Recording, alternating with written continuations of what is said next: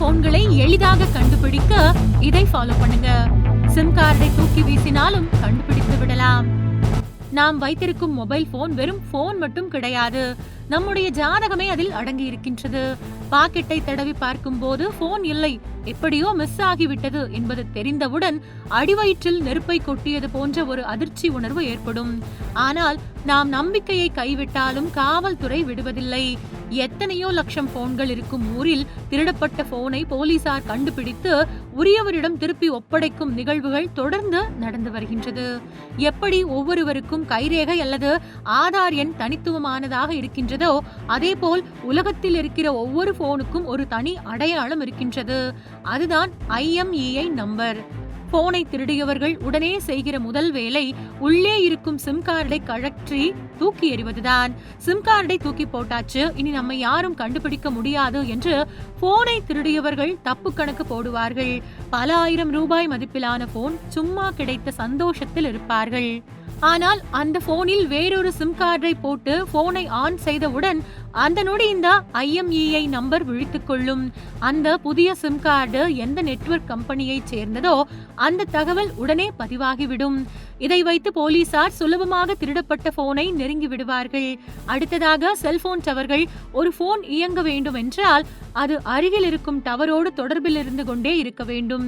நான் இங்கேதான் இருக்கிறேன் என ஒவ்வொரு நொடியும் போன் சிக்னல் அனுப்பிக்கொண்டே இருக்கும். திருடிய போனை ஆன் செய்து வைத்திருக்கும் போது அந்த போன் எந்த டவர் வரம்பிற்குள் இருக்கின்றது என்பதை போலீசாரால் துல்லியமாக கணிக்க முடியும். இதை ட்ரையாங்குலேஷன் என்று சொல்வார்கள். அதாவது 3 டவர் சிக்னல்களை வைத்து அந்த நபர் நிற்கும் இடத்தை வட்டமிட்டு வளைத்து விடுவார்கள்.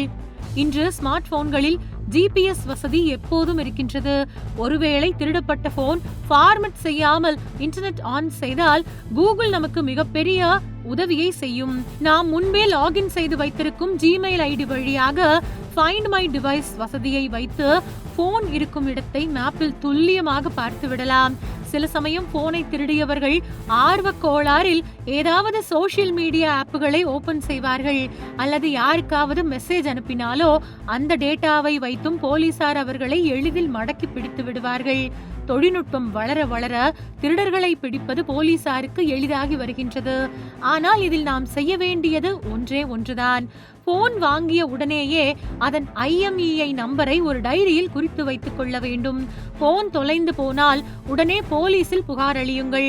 அவர்கள் கையில் இருக்கும் சைபர் கிரைம் தொழில்நுட்பம் மூலம் உங்கள் போன் உலகில் எந்த மூலையில் இருந்தாலும் அதை உடனடியாக மீட்டு கொண்டு வர முடியும். பெரும்பாலும் வெளியூர் செல்லும் போதுதான், பயணங்களில், கோவில் விழாக்களில், பஸ் ஸ்டாண்டு, ரயில்வே ஸ்டேஷன் போன்ற நெரிசலான இடங்களில் போன் திருட்டுகள் அதிகமாக நடக்கின்றது. அப்போது உங்கள் வசம் IMEI நம்பர் இருந்தால் மட்டுமே உடனடியாக அதை வைத்து போலீசார் மூலம் உங்கள் போனை மீட்க முடியும். இல்லையென்றால் அது சாத்தியமின்றி போய்விடும். எனவே தனியாக ஒரு காகிதத்தில் அல்லது டைரியில் உங்கள் IMEI எண்ணை குறித்து வைத்திருங்கள். போனில் அதை வைத்திருந்தால் காணாமல் போகும் போனில் அந்த தகவலும் சேர்ந்து போய்விடும்.